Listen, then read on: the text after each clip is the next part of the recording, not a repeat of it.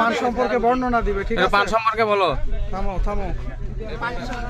এই পান তো চুলগুলো লাগে না, মাটিয়ে ধরে না। আর সারা বাংলাদেশের মধ্যে এই পানটাই হচ্ছে বিখ্যাত। যারা পান খায় না তাদের জন্য এত কিছু দিয়ে সাজিয়ে রাখে। আগুন দিয়ে না, আগুন ছাড়া।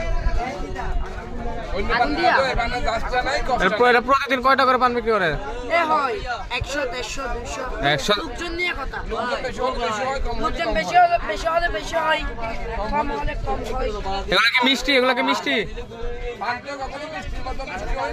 আমাদের পান্ডাতে জাস্টা নাই, কষ্ট নাই, ওই জন্য মিষ্টি পান বলা হয়। ও আচ্ছা আর আচ্ছা। পান্ডা তো মিষ্টির মতন মিষ্টি না, এটা তো একটা গাছের পাতা।